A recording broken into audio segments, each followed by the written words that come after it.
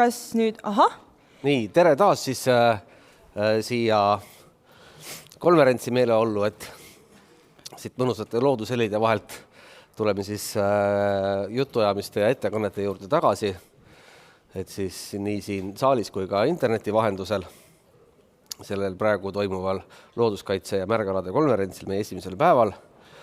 Ja enne seda järgmiste ettekannete plokki tahtsin nagu meenutada sellist asja, et mulle endal on hästi sümpaatne ühe kunagise Ameerika looduskaitse klassiku Edward Abbey mõte, et inimene võib olla väga südamega looduskaitsega siis, kui ta ise kunagi linnakeskkonnast või sellest asfaltdžunglist välja ei saagi, aga sellegi poolest on tal selline õigus või võimalus nende teemadega tegeleda, sest see on selline justkui vabaduse garant, aga teiselt poolt on ka selge, et me ikkagi hindame ja armastame seda, mida me tunneme, kus me käime, millega me vahetuskontaktis oleme ja just selle temaatikaga see järgmine ettekannete plokk siis ka tegelema hakkab. Just nii. Järgmisena vaatame Eesti Maaülikooli ja Tallinna Ülikooli teadlaste abiga, mida Eesti inimesed siis looduses teevad. See on töörühm, kuhu kuuluvad Maaülikooli loodusturismi lektorid Marika Kose ja Tarmo Pilving ning magistrant Kadri Erit ja Tallinna Ülikooli loodus- ja terviseteaduste lektor Reeda Tuula-Fjodorov. Ja nemad on läbi viinud suuremahulise uuringu selle kohta, milliseid hobisid ja spordialasid eestimaalased siis looduses harrastavad, kuidas need alad meie loodusesse ära mahuvad ja mida harrastajad looduse hoidmiseks ette võtavad. Ettekande looduses liikumise 100 võimalust, mida teevad Eesti inimesed looduses, esitleb Kadri Erit. Kadri Erit ja Marika Kose, nii et palun, lava on teie. Tere! Aitäh! Ja, mina olen siis Kadri ja meie Marikaga täna räägime siis looduses liikumisest. Ja nagu meie tiimikaaslased siin ka kõik ennast juba ette loetletud, et neid täna siin ei ole, aga nemad on meiega veebivahendusel ja igatahes töörühmas. Nii, aga mida siis inimesed teevad Eesti looduses ja miks seda on üldse vaja teada? Et ilmselt ei ole kellelegi eriline üllatus, et looduses liikumine on väga populaarne ja muutub meie igapäevaelus aina olulisemaks. Ja väga suur osa Eesti inimestest veedab regulaarselt aega looduses.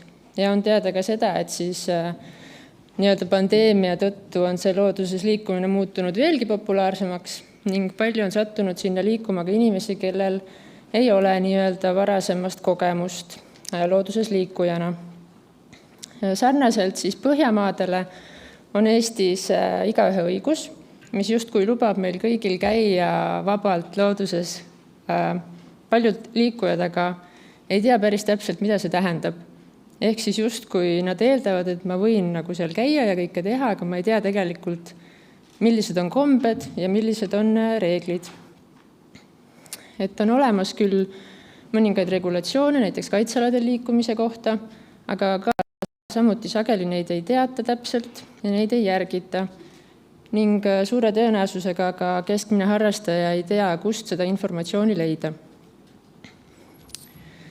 Ning paljudel inimestel ei ole siis ka sellist looduses liikumise harjumuslikku kogemust ja seetõttu suhtumine sellesse looduses liikumisse võib olla üsna liberaalne. Aga sellele vaatamata külastuskoormus loodusaladel muudkui kasvab, tekib juurde erinevaid tegevusi, erinevaid vahendeid, millega on võimalik liikuda.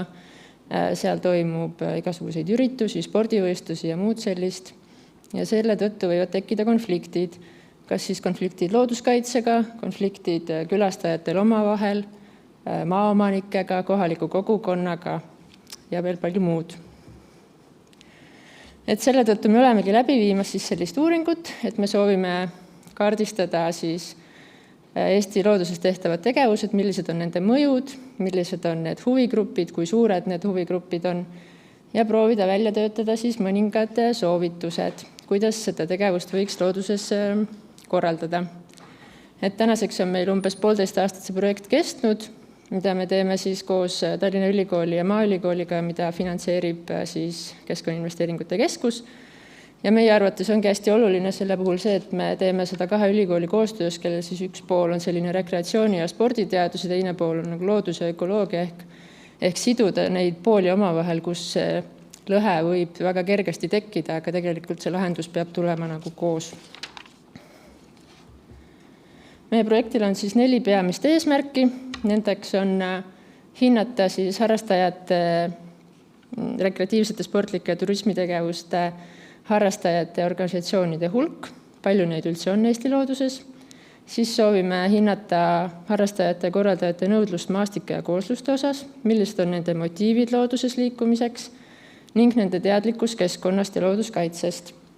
Kolmandaks siis soovime kaardistada peamised tegevuskohad, et nagu siin kaardil on ka näha näiteks jalgsimatkajate näitel, et sarnase siis proovime kõikide tegevustele teha ja vaadata ka, kuhu siis asjad omavahel kokku nii-öelda tegevuste üleselt hakkavad kogunema.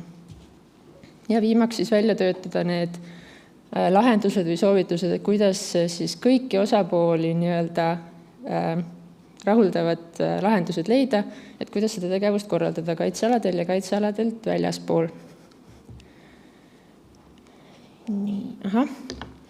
Et väga lühidalt me räägime metoodikast, kuidas me seda tegime, et me jagasime siis tegevused kategooriatesse, vastavalt siis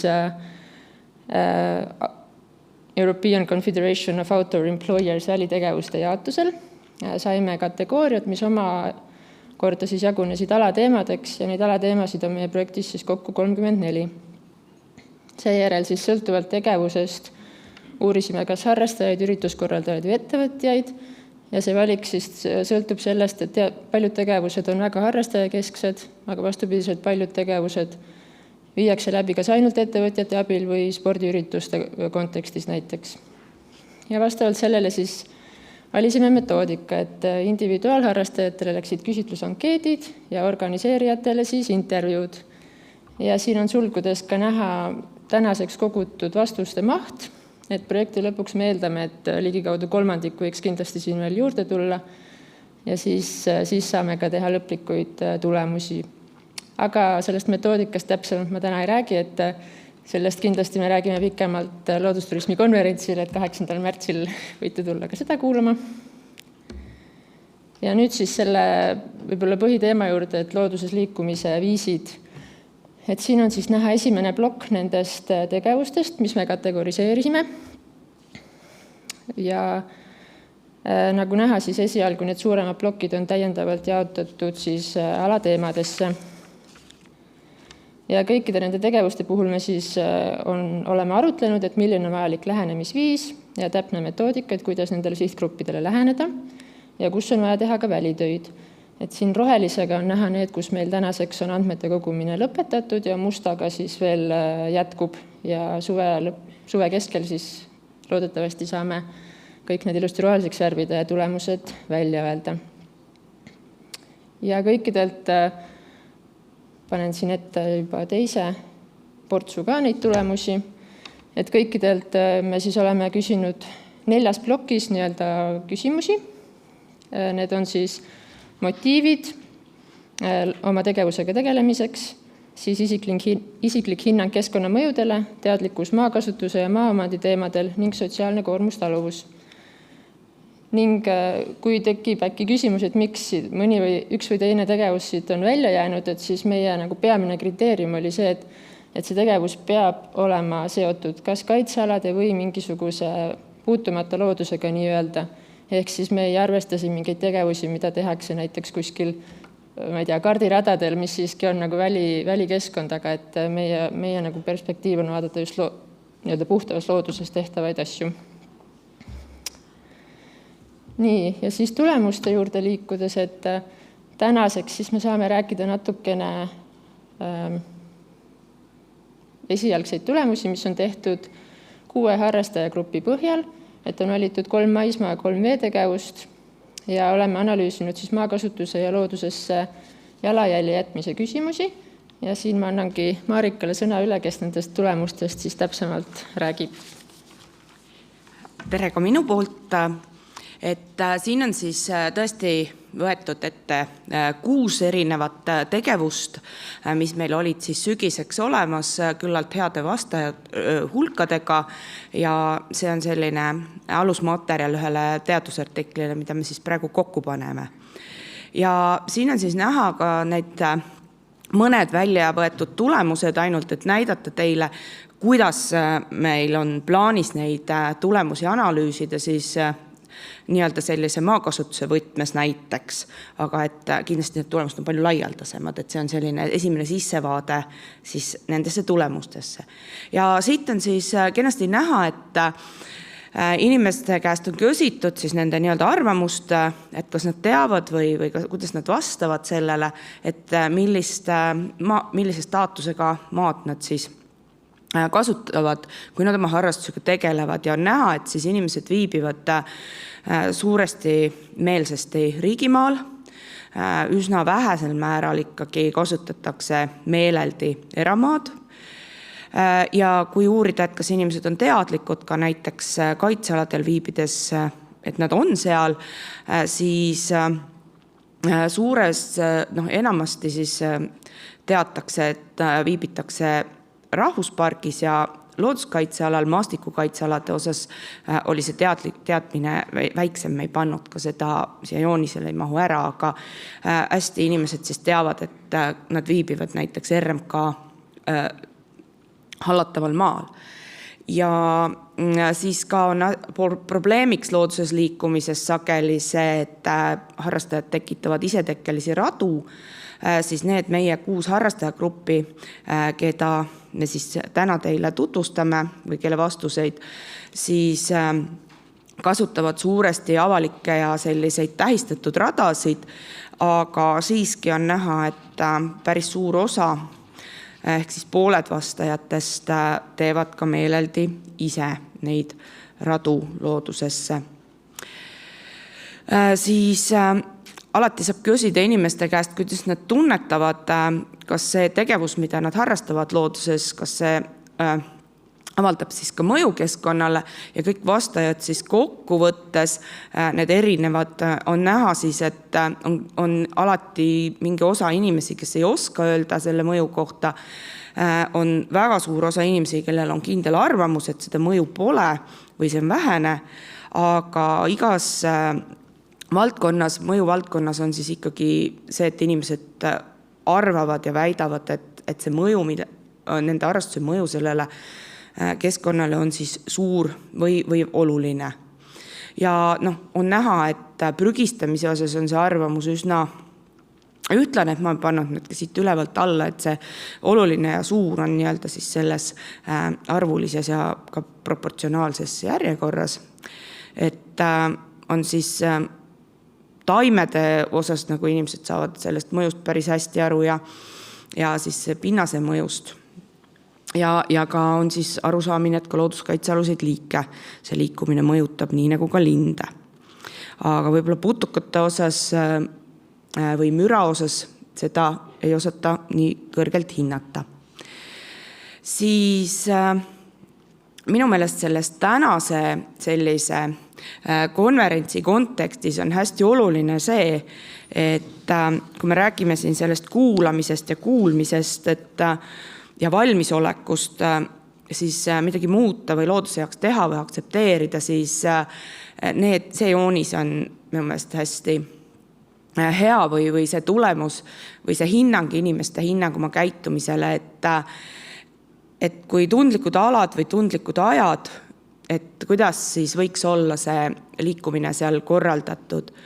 Ja siis on näha, et inimesed leiavad, et igasuguseid suuri sündmusi looduskaitsealadel, et sellistel aegadel võiksid need olla vähemalt reguleeritud ja päris suur osa on nõus, et need võiksid olla ka siis peatatud. Samuti linnud ja loomad, nende sigimisaeg, et ka sellega on inimesed, need harrastajad olnud siis nõus, et nende liikumisvabadust võib seal siis piirata. Ja siin on siis sukeltööte pilt, ja võib-olla siin need sellised veega seotud tegevused, et näiteks sukeldumine on tõesti selline väga eriline tegevus, ei saagi sinna minna, kus ei ole siis alustajal koolituse läbida ja see kogukond nagu mõjutab seda sukeldumistegevust näiteks. Ja siis on hästi oluline ka see, et igas sellises harrastajagrupis, et kui me enne näitasin teile neid suuri pilte, et kuidas need inimesed siis mõtlevad või vastavad vähemalt meile, siis meil ei ole need kategooriad või need klastrid, milleks iga harrastajagrupp jaguneb. Veel me ei ole lõplikult neid nimesid neile andnud, aga võime öelda, et igas sellises harrastajagrupis on terve selline 10-15% niisuguseid rohelisi puu- või hülgekallistajaid, et sageli on neil siis selline kauaaegsem kogemus, liiguvad tihti just sellistel märgistatud radadel, nendel on kõrge selline ootus looduse nautimisele ja sageli nad ei kuulu siis klubidesse, aga väga suur osa erinevatest harrastajagruppidest siis kuulub sellisesse tegevuse või vahendikesksesse niisugusesse klassi, kui me analüüsime siis sellist looduskasutust ja loodustajumist, need kaitsealad või see, mida me just siin näitasime ja küsisime nende mõjude osas. Ja sageli on siis need inimesed klubides, neil on siis suurem selline võistlustreeningkoormus ja tegelikult nad lähevadki sinna loodusesse siis oma harrastusega tegelema selleks, et see on neile oluline. Ja igas rühmas on siis ka selline rühm, keda me oleme võib-olla kutsunud natukene sellisteks ignorantideks, sest mõte on selles, et nad vastavad igale küsimusele, et ma ei tea, mul ei ole aimugi. Et nii on. Ja matkajad on sellised hästi siis võib-olla rohkem loodussõbralikumad ja rohelisemad, aga teisi gruppe me täna teile siia niimoodi ette ei toonud, sest aeg on limiteeritud. Aga kui nüüd edasi rääkides, siis me oleme teinud ka välitöid selleks, et siis sellist Maaülikoolis välja töötatud Hurda ja Karolase töörühma poolt siis koormustaluvuse mõõtmise metoodikat ja meil on siis olnud koostöö erinevate sündmuskorraldajatega, kus me siis oleme teinud neid transekte ja ruute ja vaatata siis, et kuidas see jalajälg on. Ja siin on oluline siis Tallinna Ülikoolil, kellel on siis see eluprojekt või erialasid lõimuv uuendus selline projekt, kus õppeaine, kus siis tudengid peavad selle valima enne ülikooli läbi ei saa ja siis nad valivad selliseid pealkirju. Meie projekti pealkiri oli siis harrastusliku ja jalajälg looduses ja täiesti erinevatelt erialadelt ajalugu, hiina keel, noorsootöö, rekreatsioon, sport tulid inimesed siis kokku huvist, et mis toimub ja me saime aru, et 48 tudengit kahel semestril oli kokku täpselt 0 teadmist kogu sellest valdkonnast ja et mis ja kuidas ja jalajälg ja nii edasi. Ja me oleme siis neid mõõtmisi siin teinud ja oleme siis teinud ka selliseid katseid siis tallamiseks mootorrattaga, fatbike-rattaga ja maastikurattaga.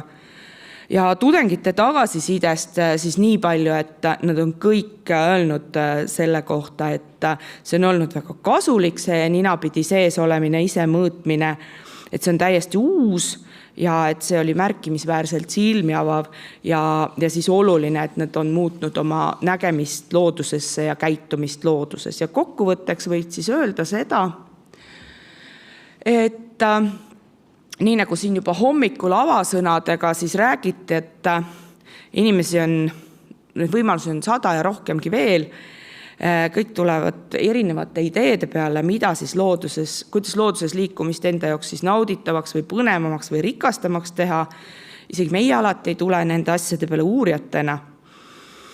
Aga samas need erinevate huvidega inimesed on koondunud väga erinevatesse gruppidesse ja neile saab läheneda, aga seda peab teadma, kuidas, kust neid leida, kas indiviidi tasemel, organisatsiooni tasemel ja kuidas siis seda sõnumit viia.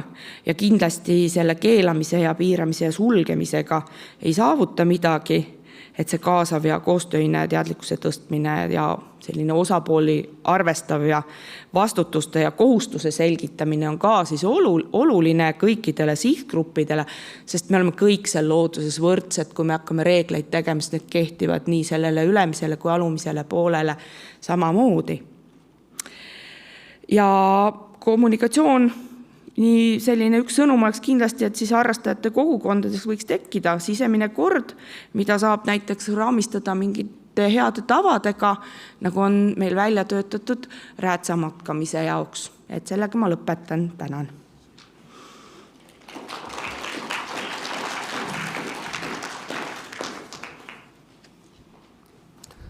Et aitäh Marikale ja Kadrile. Meil aeg on natukene sunnib takka, nii et selles mõttes me praegu peame jätma küsimused vist siia lõunapausi, aga ka ühe küsimuse ma siiski teie käest oleks küsinud. Et teadlased ju lähevad oma tööd tegema võimalikult sellise uudishimuliku moega, on ju, aga et ma tahtsin üks inimliku küsimus, kas teil oli mingeid üllatusi ka selle töö tulemuste osas, või mida te ei osanud nagu arvata või näha?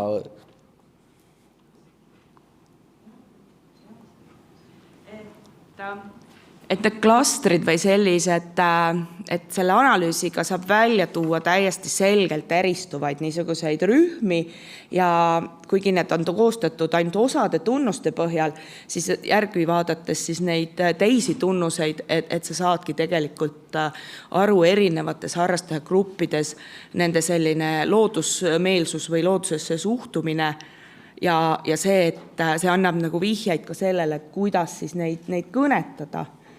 Et iga tegevuse jalajälg ei pea olema suur ja kõik ei ole suugi halvasti, aga kui me tahaksime tõesti mõtleme selle peale, et kõik ongi kogunenud sinna kaitsealadele suuresti kogu see liikumine. Kui see oleks väljaspool kaitsealasid, siis oleks ju kõik kena, aga kuna see ei ole, et siis tuleb neid sõnumeid hakata saatma, et me saame väga palju sellist teadmist selle kohta. Et see oli tõeline üllatus, et see niimoodi välja tuli. See on nii põnev teema, et tegelikult jah, et tõesti, et kes siis tahab rohkem teada, ma saan aru, et 8. märtsil on ka loodusturismi konverents, aga et teil on võimalus Marikal ja Kadril ikkagi sabast kinni võtta veel, kui teil on mingeid spetsiifilisi küsimusi ja ikkagi küsida ka veebis küsimusi, et me saame Marikalt ja Kadrilt paluda vastuseid ja need teieni toimetada. Aga nagu ma ütlesin, et ikkagi kuidagi tundub nii, et inimesed hoolivad ja armastavad neid asju, mida nad uurivad rohkem, et näiteks linna arengu teemad tihti seda näitavad, et kui liiklust uuritakse rohkem, siis ka linna arendus toimub tegelikult pigem mitte jalakäijate, vaid autode suunal, aga õnneks uuritakse ka kõike muud, nii et ja mitte ainult teadlaste poolt, vaid ka kodanikke ja tavainimesi kaasa haarates ja selle teema nagu tutvustamiseks ma kutsungi siia järgmised kõnelejad ehk siis Piret Lõhmuse, Polina Tektjarenko ja Silvia Lotmani, et rääkida ühest möödunud aastal toimunud päris toredast kodanikuteaduse projektist, millest sissejuhatusest ka juttu oli, nimega Tähelepanu, valmis olla samblik. Nii et olge head, tulge siia minu juurde. Et siin minu kõrval ongi siis Polina, noore looduskaitsja auhinna laureaat Silvia ja Piret Lõhmus. Ja teil oli siis möödunud aastal selline kõige laiemat üldsus kaasav ettevõtmine nimega Tähelepanu, valmis olla samblikud. Tean sellest päris hästi, sest olin ise selle ettevõtmise algatuse juures ka sellise kutsuva siis video näona seal juures ja toimetasin. Püüdsin ka siis selgeks teha, kuidas neid andmeid peaks koguma ja need tulemused minu jaoks lihtsalt nagu nüüd täiesti tavalise inimese jaoks on päris nagu ikkagi muljetavaldavad suured, et nendest metsasamblikest siis tehti pilti 1191 vaatlust ja teil õnnestus tuvastada 91 sambliku liiki, et need numbrid on justkui päris suured, aga et Piret, sina samblikuurina, mida see nagu teadlasele siis selline teadmine nüüd andis? Jaa, ma lisan, et lisaks sellele 93-le, mis meil oli veel palju liike, mida tõenäoliselt veel lisanduvad, aga need ei saa pildi järgi ära määrata. Eriala inimesena andis mulle see tohutu rikka kogemuse hästi erinevates valdkondades. Üks asi see, et metoodiliselt on üldse nimesi tegelikult võimalik suhteliselt lühikese ajaga väga suure Eestimaa pinna kohta koguda tõesti väärtuslikku andmestikku. Et ühelt poolt, ma ei oleks suutnud elu sees sellised välitööd ise läbi teha ja võib-olla kui ka andmematerjal oleks kvaliteetsem on, siis kokkuvõttes nii see suure andmehulga peale ikkagi nii paljude ka pisisamblike kohta info saamine oli väga oluline minu jaoks. Et selline metoodika testimine, mõeldes seda, et see oli ainult võib-olla väike osa puutüvest, kust andmed kogunesid, et sinna jäi peale ka haruldasi liike. Tõesti, mul oli mitme vaatlusel hullult hea meel. Ja samal ajal ka selliseid tõesti haruldasi, võiks öelda loodusnähtusi, mille peale vaatleja ise ei teadnudki, sest nad ei pidanud ju teadma neid samblikke, mida nad pildistasid, ta pidi lihtsalt teadma, et seal on sambliku rohkem koht. Aga näiteks harilik hallsamblik, kõik te olete, ma olen tõesti kindel näinud, võib-olla nime ei tea, ja tal on üliharva viljakehad. Mina oma 25 aasta uurimise jooksul olen 2 korral näinud viljakehadega seda kõige tavalisemat sambliku. Ja nüüd ühe foto peale mul viljakehad. Et võt sellist infot tuleb ka ja see on minutis hästi rikastav. Lisaks sellele, et ma tean, et ma saan oma teadustöös metoodiliselt seda viisi kasutada ja korrata. Ja nagu üks aspekt, aga teine, mis ma tahan öelda, on see, mille peale ma ei tulnud, et inimesed hakkavad ise metoodikat tuunima, võiks öelda, et võib-olla see oli ka hasart, et väga taheti samblikke vaadelda, et ikkagi koduaia puude vaatlused ja pargipuude vaatlused ja mustsõstrapõõsa vaatlused ja et esimese hooga võttis oma korraks nagu see, et ups, et seda me nagu ei tahtnud, aga teisalt jällegi levikuandmetena muidugi asjalikud. Ma just tahtsingi tegelikult seda ka küsida, et teil oli ju tegelikult seda projekti alustades olidki, natuke sa sellest rääkisid ka, oli 3 ikkagi eesmärki endale nagu uurijatena sõnastatud, et need oli nende metsasamblike levikuandmeid koguda ja just, ma saan aru, raiesmike teema oli seal välja toodud, et nendel säilikpuudel neid samblikke vaadata ja siis 3. eesmärgina vaadata, kuidas see inimeste kaasamine õnnestub. Aga et natuke sa nüüd rääkisid, et inimesed hakkasid metoodikat tuunima, et kas nad, ma olekski küsinud tegelikult, et kuidas et kas kõik need pildid näiteks olid ka kasutatavad, sest et see oli ikkagi nagu väga selge juhend, otsida see üks metsa kõige suurem või siis selle raiesmikul kõige suurem puu ja seda siis pildistada, aga ma saan aru, et seal juba toimus väikene modifitseerimine. No ma püüdsin maksimaalselt kasutada, et kui oli ka udused pildid, siis me Poliinaga ikkagi oma kogemuse pealt juba ütleme, et et see seal oli tõenäoliselt hallsamblik. No mõned olid lootusetud, aga samas oli inimene teinud mitu pilti, et üks oli ikkagi terav piisavalt, et saab. Et võib-olla ainult, ma ei mäleta, protsente peast, aga see oli väike protsent piltides, mida me ei saanud kasutada, lihtsalt midagi teha ei olnud, aga suuremat osa mingi väärtuse nad ikkagi meile andsid. Säilikpuudelt loomulikult ma oleks tahtnud rohkem vaatlusi saada seda, et teha nagu sellist teadusmetoodiliselt korralikku testi. Et selle jaoks võib-olla on seda vaatlusi natuke vähe, sest seda müra on seal liiga palju sees, tulenevalt, et eri puuliigid ja kõik see muu. Aga ma olen üldiselt väga rahul ja millega ma olen eriti rahul, on see kogemus, mis ma sain kogu sellest meedialoomest ja tööst, koostööst Delfiga ja disainiagentuur Velvet näha, kuidas tähelepanu valmis olla samblik. Vaadake, kui ma ütlen tähelepanu valmis olla sammal, see ei kõla üldse ju nii. Et see oli minu arvates nii vahva kogemus ja näiteks Postimehe esikaanel ei ole ehituspoe reklaam, see on samblik, kuna enne on seda olnud. Et minu jaoks oli see nii äge kogemus ja võib-olla innustav ka, et me teadlastena tehes koostööd sellisel moel suudame võib-olla neid vähetuntud ja vähemärgatavat elustikku ikkagi tuua lähemale. Ja nende säilikpuude teemadele võib-olla, kui jõuame, tuleme korraks tagasi, aga ma tahtsin Poliina käest nüüd küsida, et sinuga koos me käisime seda juhendvideot seal metsas möödunud kevadel filmimas ja vaatasime, õpetasime, kuidas inimesed need pilte peaksid tegema. Et siis see projekt oli alles algamas, midagi ei olnud veel juhtunud, et kas sul oli mingeid ootusi ka, kui me seda asja nagu siis seal koos niimoodi alustasime ja kas sa oskad nagu tänasel hetkel võrrelda, et kas see, mis juhtuma hakkas, vastas ka sinu ootustele on ju, ja kui sa nüüd endale kui teadlasele mõtled, et kas see oli nagu teadlasele pigem nagu abiks või selliseks lisakoormaks, et see on igatahes nagu teistmoodi teaduse tegemise muutus natukene võib-olla, kui te igapäevaselt tegite. Ja ausalt öeldes mul polnudki nagu isiklikult erilisi ootusi seoses kampaaniaga, sest ma ei teadnud, mida oodata tegelikult. Mul on nagu kogemusi, et varem teha midagi sarnast. Aga arvestades, et nagu samblikud on hästi sellised väikesed ja vähetuntud võrreldes taimedega ja raskesti märgatavad ja segi aetavad nagu sammeldega. Aga ikkagi me saame vaatlusse ikkagi enam kui 400 vaatlejat ja kujutage ette, et Eestis on enam kui 400 sambliku huvilist ja minu meelest see on väga tore number ja muljet avaldavad.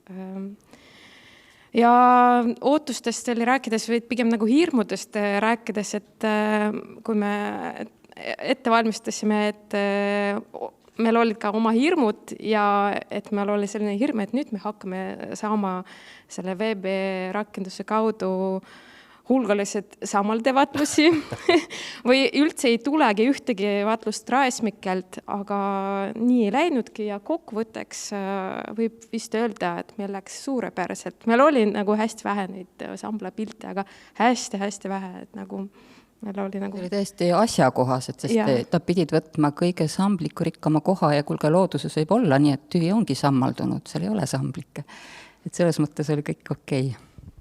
Aga Silvia, sina oled nüüd see inimene, kes on natuke nagu vist ka selle asja nagu päris alguse taga, et see asi sellise käigu sai ja sina kutsusid juba Liina ja Pireti seda kampaaniat ka tegema, et mis sinu nagu agenda või mis sinu plaanid seda tehes olid, miks sa selle asja ette võtsid?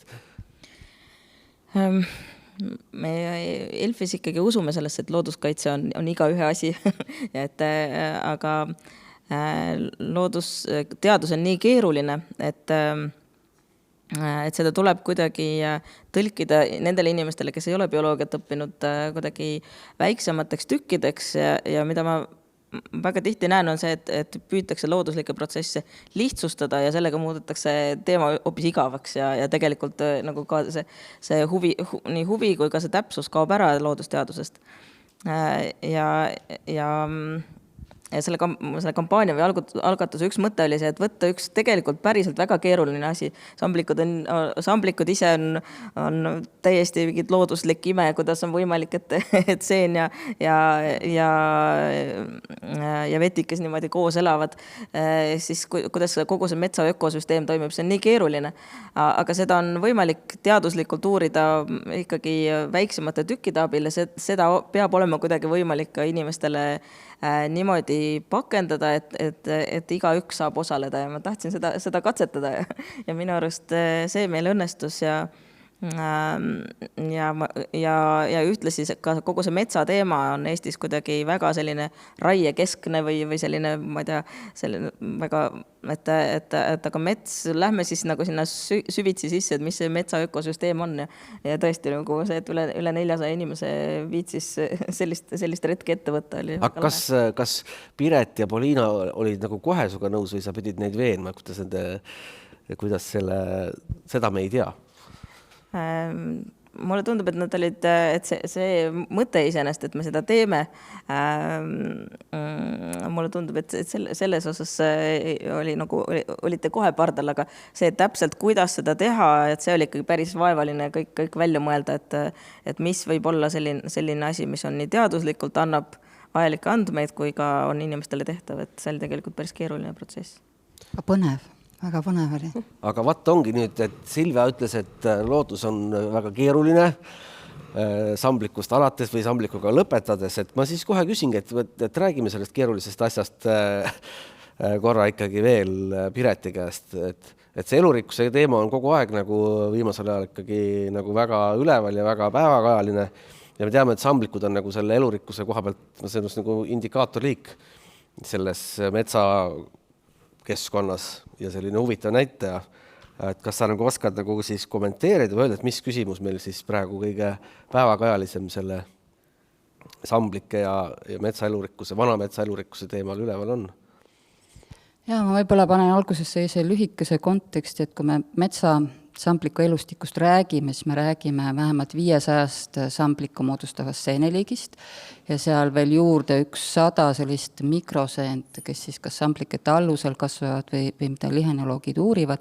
Et esiteks see liigirikkus on tõesti suur seal ja sellest ainult 1/3 suudab sellises lageraie põhises intensiivses maastikus hakkama saada. see on see, mida me nüüd teame, et tegelikult see ülejäänud on siis sõltuvad nendest sellest elustikust, milliseid, kui looduslähedaseid majandusvõtteid me kasutame, või siis ka täitsa sellest, et kui palju meil kaitsealasid näiteks loodud on, need tõesti nagu seda elupaika kaitsevad. Et kokku oli 172 ohustatud metsasamblikku. Nii.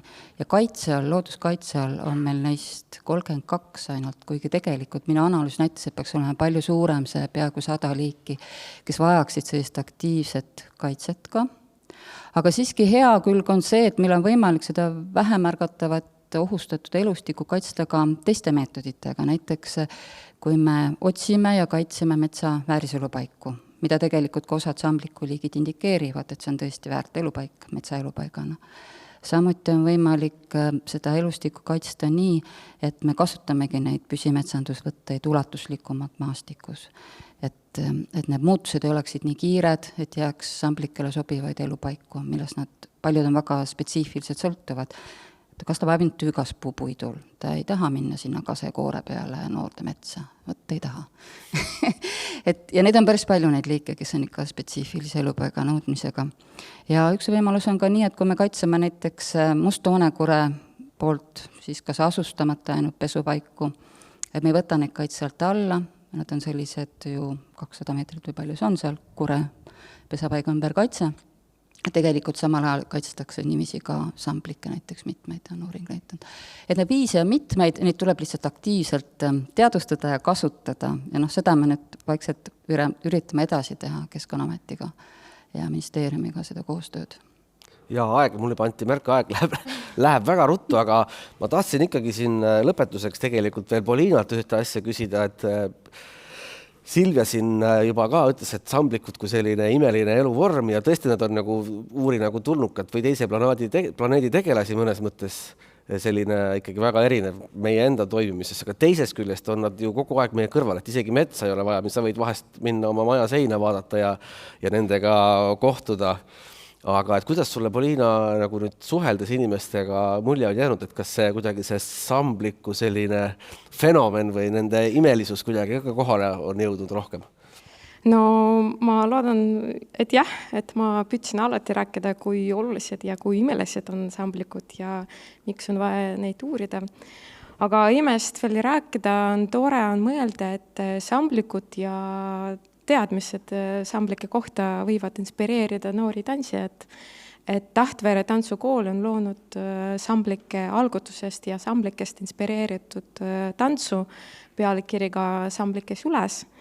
Ja minu meelest on tantsukunst ja teadusmaailm või täpsemini loodusteadused on midagi, mis sageli kokku ei puutu, aga selles ongi ime, et hääletu looduse või hääletu elustiku rühma eest või vähetuntud elurikkuse eest on võimalik rääkida ka tantsukunsti kaudu. Ja aitäh teile selle vestlusest ja ma saan aru, et kui me siia natuke lava peale ruumi teeme, et siis tegelikult seda samblikest inspireeritud tantsu saame kohe näha ka Tahtvere tantsukooli tantsijate esituses siis Samblike süles, ka selline omamoodi sümbioos, ma loodan siis.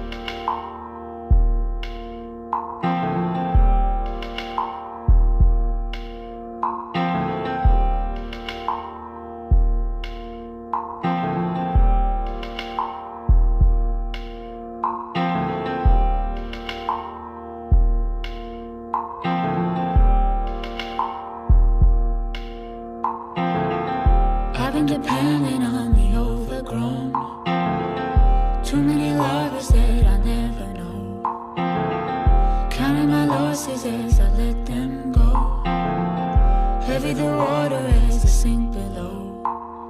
Down, down, deep down. Down, deep down. Down, down, deep down. Can you hear me falling down? Down, deep down. Down, deep down. Down, down, deep down. Can you hear me falling down? Down, deep down. Down, deep down. Down, down, deep down. Oh, won't you be my life wire? Make me feel like I'm set on fire. Your love will take me higher and higher. Oh, won't you be my life wire? My life wire. So hold me when I fall away from the lines, when I'm losing it all, when I'm wasting a life. And hold me when I put my heart in your hands, when I'm losing it all, when I'm wasting it all. Won't you be my life wire? Make me feel like I'm set on fire. Your love will take me higher and higher.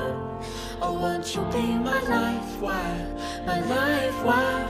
Oh, won't you be my life wire? Make me feel like I'm set on fire.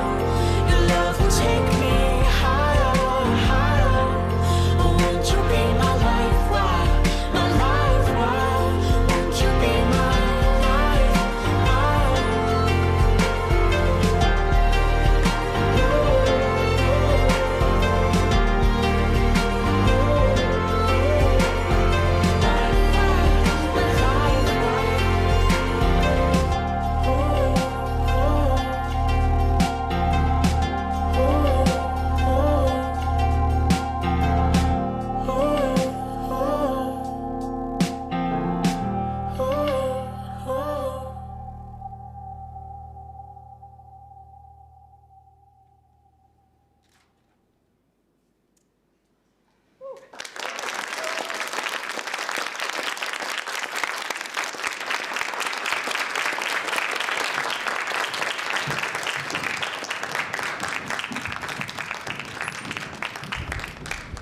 Nii, ja enne kui läheme edasi järgmise põneva harrastusteaduse juurde, jäid meil tänamata eelmised ettekandjad.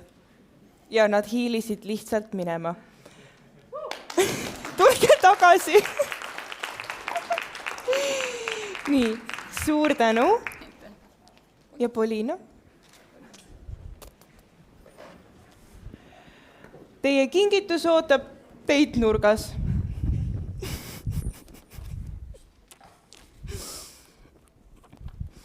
Aga mis on veel sama põnev kui samblikud? Sama põnev kui samblikud võiksid olla näiteks nurmenukud.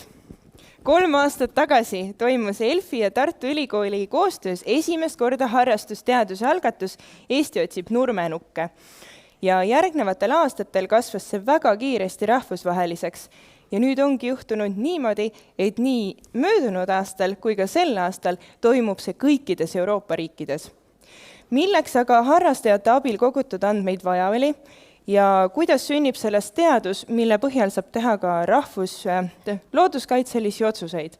Ja selle üle arutlevad Tartu Ülikooli botaanikaosakonna doktorandid Marianne Kaldra ja Iiris Reinula ning ELFi teabejuht Kertu Hool.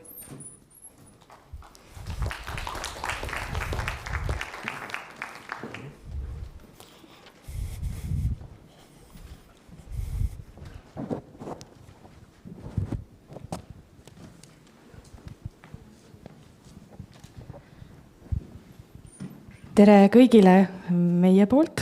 Mina olen Kertu Hool, töötan ELFis ja töötan ka Tartu Ülikoolis maateaduste maastike elurikkuse töörühmas, aitan teha nurmenuku kommunikatsiooni. Mina olen Iiris, ka maastike elurikkuse töörühmas doktorant. Tere, mina olen Marianne ja samuti doktorant. Ja seal tühjal toolil seal istub meil mõtteliselt siis Tsippe Aavik, kes oli ka siis samuti meie väga oluline meeskonna liige. Räägime kõigepealt, et miks me üldse ja kuidas me jõudsime selleni, et terve Euroopa nurmenukka otsib, aga ma alustan natuke kaugemalt. Nagu me siin hommikupoole ka kuulsime, et maastikumuutused on olnud meil väga suured ja just viimase sajandi jooksul on need eriti suured olnud. Ja näiteks, kui me vaatame Eesti niidukooslusi, siis 50-ndatel tundus, et neid on küllaltki palju ja meil olukord on üsna hea, aga kui me vaatame seda, mis tänapäeval toimub, siis sellest endisest hiilgusest on alles ainult riismed ja meie niidukooslused on väga väikseks kahanenud.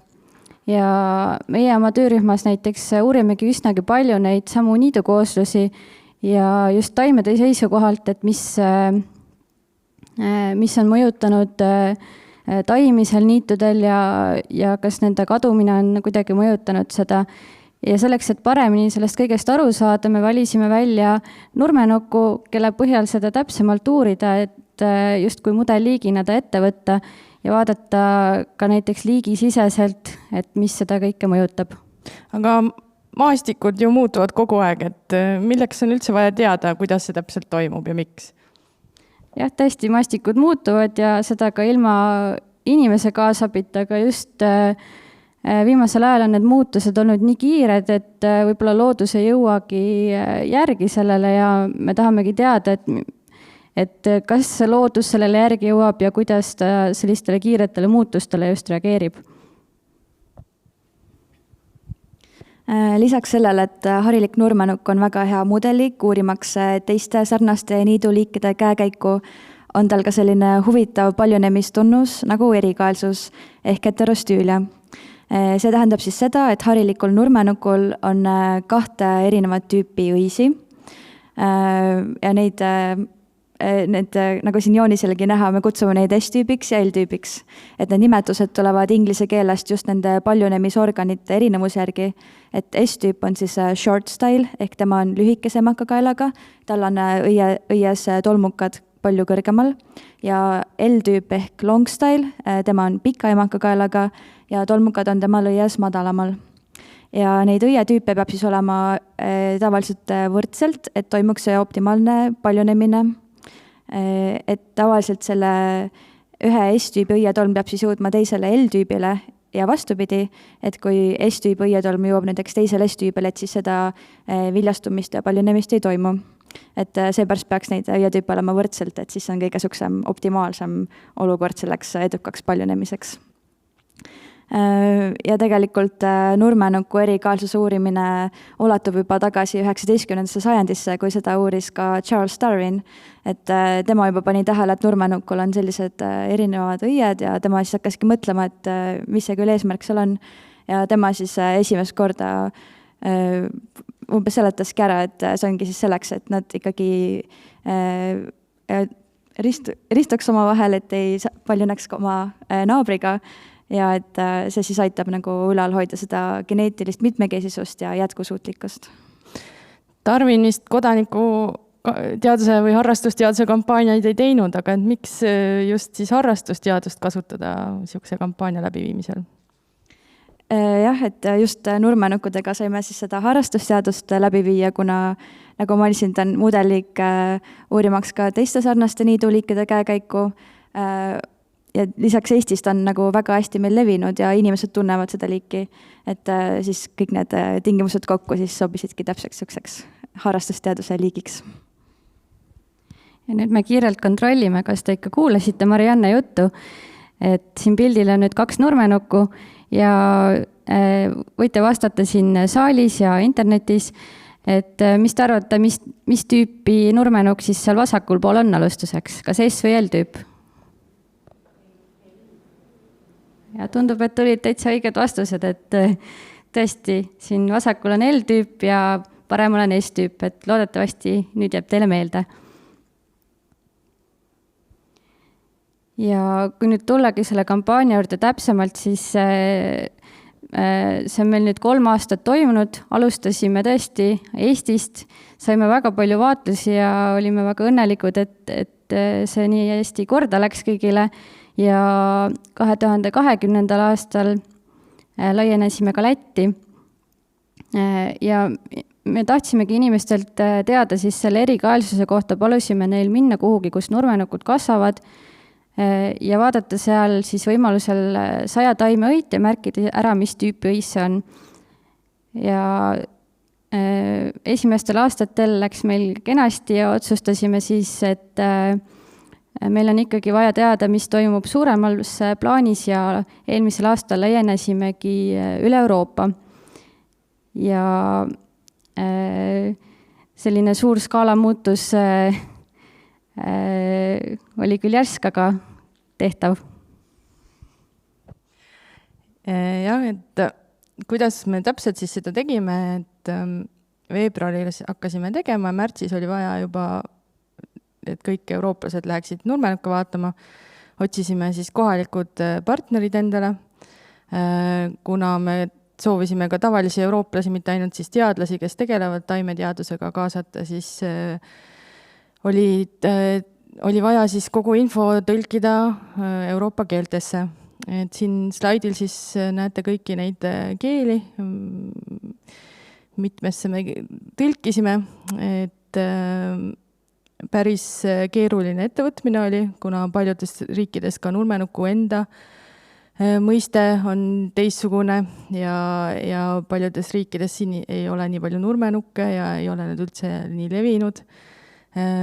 Ja samuti oli siis ka partneritena meil peamiselt teadusasutused ja ülikoolid, kes olid ka esimest korda puutusid kokku siis avaliku kommunikatsiooni tegemisega.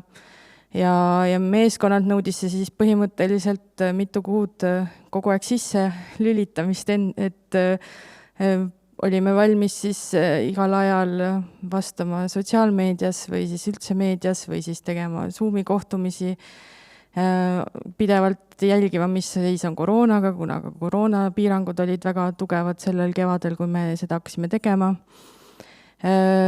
Ja et üleüldiselt juulikuus tundus see päris metsik, et me sihukese asja ära tegime.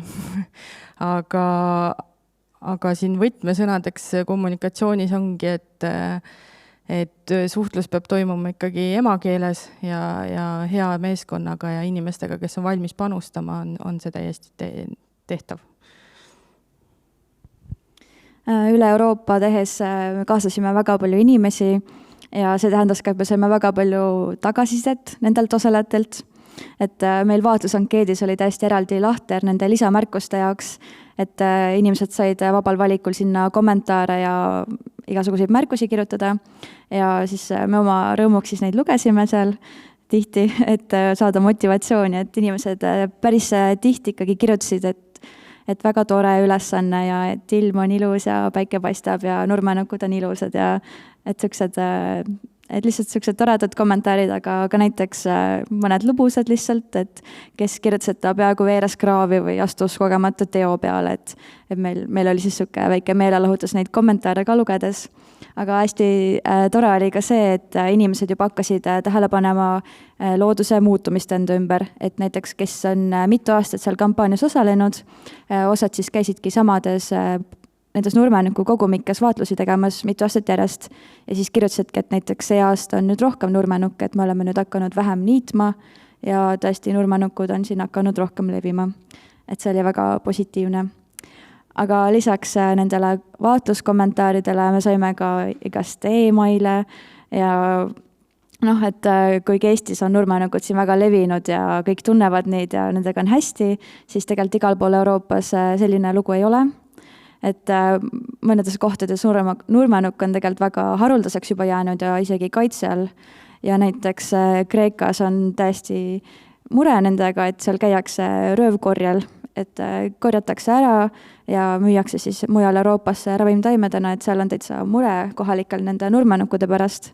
Ja siis nad isegi kirjutasid meile, kirjutasid meil Facebookis kommentaaridele, et ärge neile küll mingit infot jagage, et nad tulevad, korjavad meie nurmenukud ära. Et natuke vist saadi valesti aru meist. Jah, et siin ka siis pidi kohalikud kreeklased seletama ja jõudis ka info ikkagi Kreekast meile ringiga ja helistati meile ja öeldi, et Tartus teadlased teevad sihukest asja ja jube tore ja nende üle-euroopaliste kampaaniate tegemisega peab ka geopoliitiline radar peab päris terav olema, et siin, et kui sa apoliitiliselt teed teadust, siis ikkagi tekivad teatud küsimused üle Euroopa, mis sisse sõidavad, kas siis Kosovo ja Serbia, eriti sotsiaalmeedias oli väga kuum teema, Krimm ja Venemaa, et ka selles osas nagu peab endal kompass kogu aeg õiges suunas näitama või sellega pead oskama arvestada. Aga täpsemalt, et kes meil vaatlesid siis? Et meil ühed sellised suuremad panustajad võib-olla olidki koolid ja lasteaiad, kes tegid kohati isegi väga suuri aktsioone, et võtsid terve kooli kokku ja tegid vaatlusi tuhandete nurmenukkudega, et see oli väga tore ja me olime väga õnnelikud, et nii palju vaeva nähti, et koolides isegi osad õpetajad võtsid ette koos õpilastega ja tegid uurimistöid, või näiteks isegi erinevaid aineid sai koos õpetada, et näiteks ka matemaatikat on nurmenukkude abil võimalik õpetada. Selliseid väga toredaid ettevõtmisi oli. Ja lisaks koolidele, lasteaedadele olid ka väga paljud pered, kes võtsidki näiteks nädalavahetusel ette ja käisid nurmenukku vaatlusi tegemas. Et kuigi mõnes kohas koroona võib-olla hoidis tagasi ka selliseid asju tegemas, siis teises kohas see võib-olla just julgustas, et oli ainuke tegevus, mida sai tegema minna. Et ikkagi tehti palju vaatlusi selliseid pereringis ja ka meie enda partnerid tegid päris arvukalt vaatlusi, mis meid aitasid ja kindlasti ka mitmed teised organisatsioonid või inimrühmad, kes aitasid, et väga palju selliseid värvikirevaid ja erinevaid vaatluse tegijaid oli. Üle Euroopa me siis saimegi väga-väga palju andmeid meie rõõmuks, et peaaegu 3500 vaatlust kokku. Ja see vaadeldi peaaegu ära 400 000 taimeõit ja meile saadeti ka hästi palju toredaid pilte, peaaegu 7000 pilti. Need andmed on meil nüüd praegu niimoodi ära sorteeritud, ära korrastatud ja esmased ülevaated on tehtud, aga selline analüüs on veel nüüd siis käsil ja ees. Et nendest andmetest siis loodetavasti sünnibki nüüd varsti ka võib-olla teadusartikkel, et selline protsess on veel nendega ees. Aga nüüd on hea meel näidata ühte pisikest ülevaadet sellest, et kuidas sünnib nurmenukku teadus. Teadustöö stardist finišini. Teadustöö on sütitav ja mitmekülgne teekond. See koosneb mitmest, kohati väga erinevast etapist. Vaatame koos lähemalt, kuidas sünnib üks teadustöö. Töö olemasoleva teadusega. Iga teadustöö algab juba olemasolevate teadmiste analüüsiga ja teadusartiklite uurimisega. Teadmisjanusel teadlasel on alati küsimusi, mis vajavad veel edasi uurimist ja avastamist. Suurt osa teadlaskonnast kannustab tagant ka üha põletavam vajadus leida lahendusi ühiskonna ees seisvatele probleemidele, sealhulgas kuidas ootamatuid epideemiaid leevendada või elurikkuse kahanemist peatada. Küsimuste ja uurimishüpoteeside tekke. Teadusajakirjandust uurides tekivad meil uued mõtted ja ideed, kuidas lünkasid senisest teadmisest täita. Niisiis püstitan hüpoteesi ehk teadusliku oletuse, mis edasise uurimisega võib saada kas kinnitatud või ümber lükatud. Andmete kogumine.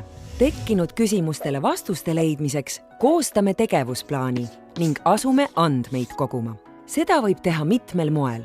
Näiteks sotsiaalteadlased võivad teha intervjuusid inimestega ja loodusteadlased koguda proove loodusest. Teadlased küsivad mõnikord andmete saamiseks ka abi. Kui abilisteks on tavalised inimesed, võib seda kutsuda kodaniku või harrastusteaduseks. Ka nurmenukku kampaania raames kutsusid teadlased üles inimesi neid andmete kogumisel abistama. Andmeanalüüs.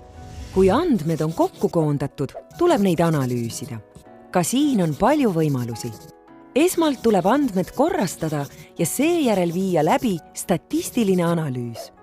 Analüüsi tulemusi tuleb veel ka tõlgendada ja mõelda, mida saadud tulemused algselt esitatud küsimuste valguses tähendavad. Teadustulemustest käsikirjaks. Kui analüüsid on tehtud, vormistame tulemused teadusartikli mustandiks ehk käsikirjaks. Teadusartikkel on põhjalik ülevaade sellest, mida on teadlased uuritaval teemal varem leidnud, mida selle teadustöö raames tegime, mis tulemused saadi ja mida need tulemused näitavad. Kõik kirja pandu peab olema hästi läbimõeldud, üheselt mõistetav ja täpne, nii et ka teised teadlasgrupid saaks vajadusel katset või vaatlust korrata. Teaduslik arutelu. Kui esialgne käsikiri on valmis, esitatakse see teadusajakirja, kus hakatakse kaaluma selle sobivust ajakirja ja hindama teadustöö kvaliteeti. Teadusajakiri saadab käsikirja teistele sama valdkonna teadlastele, kes pärast põhjalikku käsikirja analüüsimist annavad oma hinnangu, avaldada, parandada või üldse tagasi lükata. Kuid pea ükski teaduskäsikiri pole nii ideaalne, et see kohe avaldataks.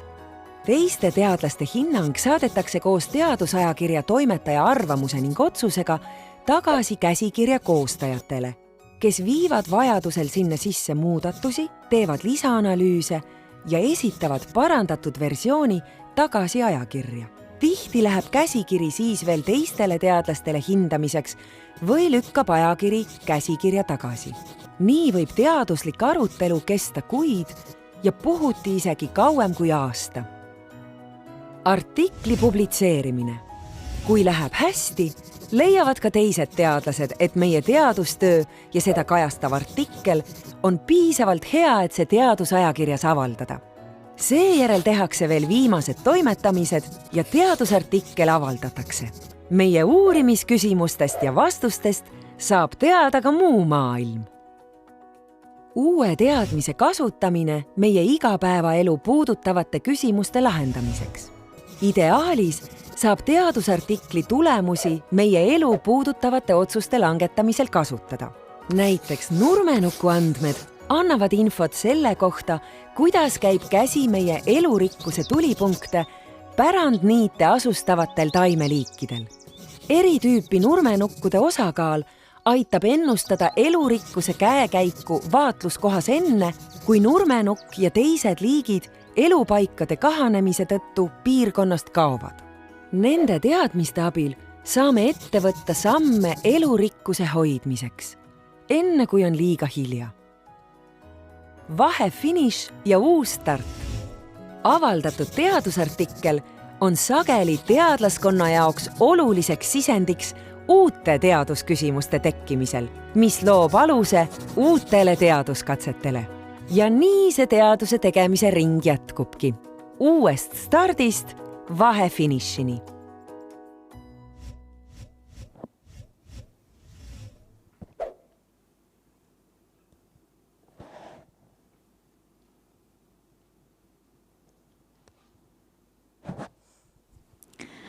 Et kui nende üle Euroopa kogutud andmetega me oleme praegu selles andmeanalüüsi faasis, siis esimestel aastatel kogutud andmete põhjal me tegelikult oleme selle ringi juba peale teinud. Et kiirelt siis käin ka üle need, et mis me siis oleme siiamaani leidnud.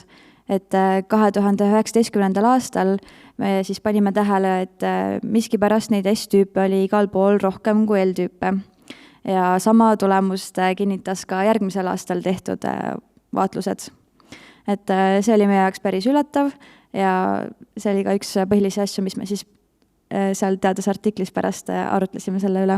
Aga kui erakordne selline avastus on? See oli päris erakordne selles suhtes, et seni on alati arvatud, et neid mõlemat õietüüpi peab olema võrdselt. Ja seni keegi ei ole näinudki vastupidiselt, et ühte tüüpi oleks kuidagi kogu aeg kuskil esineks rohkem. Et selles mõttes see oli väga erakordne. Aga 2020. aastal me palusime ka inimestel panna kirja, kui suures populatsioonis nad neid nurmenukke vaatlevad. Ja siis me leidsime, et väikestes populatsioonides oli tõepoolest see õietüüpide tasakaal rohkem paigast ära kui suurtes. Ehk siis mida suuremad need nurmenuku kogumikud, seda nagu paremini neil üldiselt läheb. Ja et see avastus võib-olla nii esmakordne pole, et seda on ka varem leitud, aga et siis meie andmed kinnitasid seda. ja nüüd siis eelmise kevade tulemustega oleme me hetkel neid analüüsimas ja siin on üks kaart esimeste tulemustega, kus võib-olla esimesena torkab silma, et mõnes riigis on väga palju vaatlusi tehtud, teises mitte nii palju, et üks põhjus kindlasti on see, et oli rohkem kommunikatsiooni ja kampaania läks käima, aga mõnes riigis ongi lihtsalt vähem nurmenukke, et see, kui on vähem vaatlusi tingimata, ei tähenda, et olid laisemad inimesed. Aga seal kaardi peal siis need täppide värv tähendab seda, et mida rohelisem, seda rohkem tasakaalus olid need õietüübid, siis seal tehtud vaatlusel ja mida oranžikam, seda vähem tasakaalus.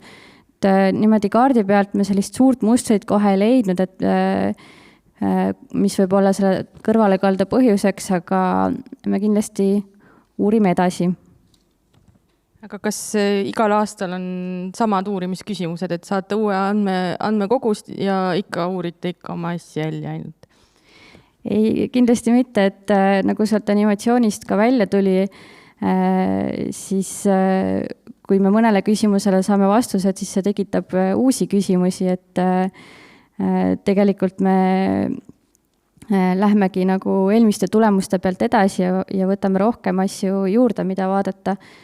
Üks asi, mis järgmisel slaidil paistab, on ka see, et me saime nüüd ka suurel skaalal selle sama populatsiooni suuruse mõju kinnitust, et väiksemates on tasakaal rohkem paigast ära, aga me võtame veel juurde näiteks kliimaga seotud andmeid ja ka neid maastikuga andmeid ja vaatame, et kuidas seal need mõjud välja tulevad, et mis ikkagi siis seda tasakaalust kõrvalekallet võib põhjustada, et kindlasti tuleb neid uurimissuundi veel.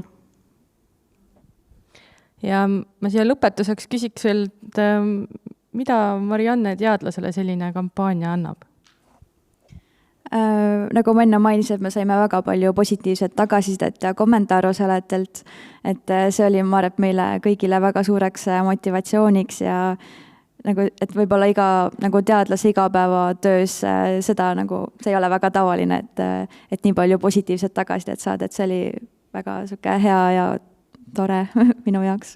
Iris, kas sind ka miski veel väga üllatas? Ma arvan, et kõige üllatavam võib-olla oligi see kommunikatsiooni pool, et kui palju tegelikult sinna läheb vaeva ja tööd sisse, et varem võib-olla teadlasena ei ole nii palju selle poolega kokku puutunud, et tundub, et justkui see, mis inimeseni jõuab, on üks väike asi, aga tegelikult on seal taga väga, väga suur töö, et see oli väga silmi avav. Aga Kertu, mis võib-olla sulle, mis sa teada said kampaaniast? Mina sain teada seda, et Eesti teadlased on väga võimekad tegema teaduskommunikatsioonikampaaniaid.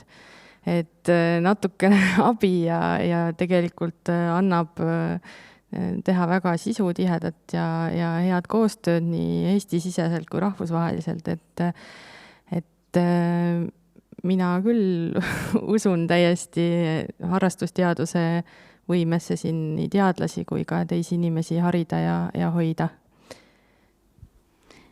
Aga siis lähmegi uue hooga edasi, et ka sel kevadel toimub kampaania üle euroopaliselt, et vaadake kindlasti meie kodulehti ja suured tänud meie partneritele erinevates riikides, kes meid suuresti aitasid. Aitäh ka meie toetajatele ja kindlasti suur tänu kõigile, kes on osalenud kampaanias. Ja siit üleskutse Euroopasse, et kõik palun jagage siis enda Euroopa mööda tuttavatele siis kauslip.science viidet ja kutsuge neid siis sel kevadel ka vaatlema. Aitäh! Ärge jookske minema. Aitäh teile! Aitäh! Aitäh! Kas saalist on mõni küsimus? Jaa, on näha, et siin on küsimus. Nii, siis saab mikrofoni ja... Et sooviks küsida seda, et kahte asja tegelikult. Esiteks see, et ma ise mäletan lapsepõlvest nurmenukke põhiliselt looduslikest kasvukohtadest, aga praegu põhiliselt haljasaladelt. et kas on näiteks ka võimalik, et esiteks näiteks ka see, et need kollased täpid, millest kõige suurem oli, üks oli Viimsi peal ja teine oli Tartu peal, et äkki need on haljasalade peal need, mida niidetakse. Ja teine küsimus on see, et kui te oleksite vaadanud näiteks kullerkuppe, et kas siis oleks tulemus nagu märksa siuksem hirmutavam, et nurmenukud on päris hästi haljasalade peal kohanenud, aga kullerkuppe ei ole mina lapsest saati näinud. Jah, et see, kus need vaatlused olid tehtud, et see kindlasti võib sõltuda ka sellest, et lihtsalt, et kus inimesed lähedal elavad, et nad võib-olla ei võtnud väga pikki retki, et kuhu vaatlema minna, et tihti tehti võib-olla oma kodu lähedal neid vaatlusi, et miks nad on võib-olla seal Viimsis võib-olla koondunud rohkem ja Tartu ümbruses ka, et tegelikult ma arvan, et need vaatlusasukohad natuke peegeldavad ka seda inimeste paiknemist.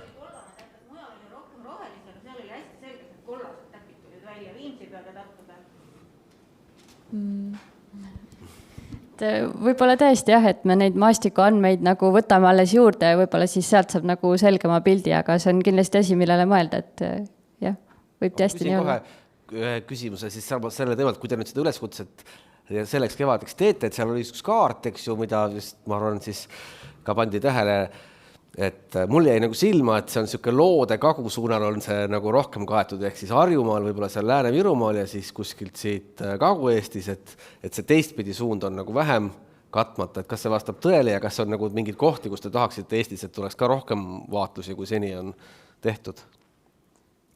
Ma arvan, et see kaart osaliselt võib-olla peegeldabki nurmenukkude levikut, et osa on kindlasti sellel, aga ma arvan, et jah, sealt, kust on vähem vaatlusi tulnud, me kindlasti ootame veel vaatlusi, et seesama kuskil seal Kesk-Eestis vist oli mingi tühimik, et kindlasti ootame ka nendest kohtadest vaatlusi, kus meil on vähem neid, aga kui nurmenukku ei ole tõesti midagi teha. Et siit nagu üleskutse, et minge siis igale poole nurmenukke vaatama. Ma vaatan korra siia saali poole veel, et kas on enne lõunapausile minekut teil äkki veel küsimusi? Aga kui teil tekib vahepeal mõtteid ja praegu küsimusi ei ole, siis teil on terve see lõunapausi aeg, kui te muidugi ei söö, aega sinna kirjutada ilusaid asju. Ja veebis ka teie julgelt kirjutage ja kõik teie mõtted jõuavad kindlasti meieni.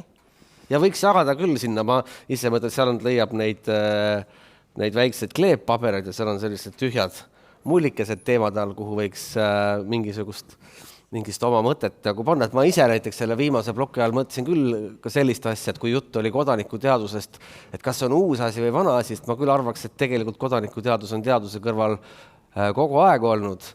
Et tegelikult, kui Kertu ütles, et kas Tarvin kasutas või kasutanud, et võib-olla ta ikkagi kasutas ka lihtsalt informantidena. Me teame, et varasematel aegadel inimeste teadmised lihtsalt looduse kohta olidki võib-olla nagu täpsemad ja detailsemad kui praegu. Et praegune kodanikuteadus pigem siis võiks inimesi taas looduse juurde viia või panna neid uuesti uurima ja et selles vallas on tegelikult täitsa kaugel, aga võimalik jõuda oli mul teine ka mõte, tuli meelde möödunud sajandi Eesti näitleja Albert Üksip, kes oli ju samal ajal ka väga tunnustatud, rahvusvaheliselt tunnustatud hunditupakate uurija. Nii et selles mõttes võiks see julgustuseks olla meile kõigile, aga praegu läheme tõesti lõunapausile ja kohtume teiega taas 14.50. Kell 14.50. Aitäh!